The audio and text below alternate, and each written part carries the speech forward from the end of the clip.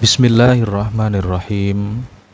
Berikut ini adalah pembahasan tentang nisab buah-buahan dan biji-bijian serta berapakah yang harus dikeluarkan zakatnya. Nah, dalam hal ini para ulama itu sepakat bahwa kadar zakat yang wajib dikeluarkan pada biji-bijian adalah 10% untuk tanaman yang mendapat pengairan dari langit atau hujan, dan 5% untuk tanaman yang disirami dengan menggunakan alat irigasi. Nah, hal itu berdasarkan hadis sahih dari Rasul. Para ulama berselisih pendapat tentang kewajiban nisab jenis harta zakat yang satu ini. Menurut mayoritas ulama, yakni 5 wasak. Berdasarkan kesepakatan para ulama, satu wasak itu sama dengan 60 sok, dan satu sok sama dengan 4 mud menurut ukuran mud yang digunakan oleh Nabi. Kata mayoritas ulama, satu mud itu sama dengan 1 kati sepertiga lebih sedikit dengan kati Baghdad. Inilah yang dibuat pegangan oleh Abu Yusuf untuk menjawab sanggahan Imam Malik yang menggunakan pendapat ulama-ulama Irak berdasarkan kesaksian ulama-ulama Madinah. Satu wasak itu kalau dikonversi ke kilogram kira-kira itu kurang lebih 562 kilogram. Nah, menurut Imam Abu Hanifah, satu mud itu sama dengan 2 kati, dan satu sok itu sama dengan 8 kati. Katanya, tidak ada nisab pada biji-bijian dan buah-buahan. Nah, perbedaan pendapat ini karena ada pertentangan antara dalil umum dengan dalil yang khusus. Dalil umumnya adalah sabda Nabi, "Fima saqatis sama ul usru, wa fima suqiya bin nadhi nisful usri."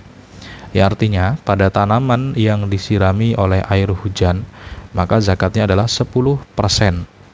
Dan pada tanaman yang disirami dengan alat bantu atau irigasi, itu zakatnya adalah 5%. Nah, sementara dalil khususnya adalah sabda Nabi, laisa fi ma duna khamsati aw sukin shadaqatin. Ya, artinya tidak ada zakat pada hasil bumi yang kurang dari 5 wasak. Nah, kedua hadis di atas itu sama-sama sahih. Ulama-ulama yang lebih mengunggulkan dalil khusus daripada dalil umum, ini mereka mengharuskan adanya nisab. Dan inilah pendapat yang populer. Sebaliknya, ulama-ulama yang menganggap bahwa ada pertentangan antara dalil umum dan dalil khusus, mengingat tidak diketahui mana yang lebih dahulu dan mana yang belakangan. Karena menurutnya dalil khusus itu bisa dinasakh atau dihapus oleh dalil umum, begitu pula sebaliknya. Karena setiap yang wajib diamalkan itu bisa dinasakh atau dihapus, dan yang dihapus itu bisa sebagiannya ataupun juga seluruhnya, dan mereka lebih mengunggulkan yang dalil umum. Maka mereka mengatakan tidak ada ketentuan nisab pada hasil bumi. Nah, tetapi menurut Ibnu Rushd, penulis Bidayatul Mujtahid, pendapat mayoritas ulama yang lebih cenderung pada dalil khusus daripada dalil tersebut itu berlaku pada bagian yang dipertentangan.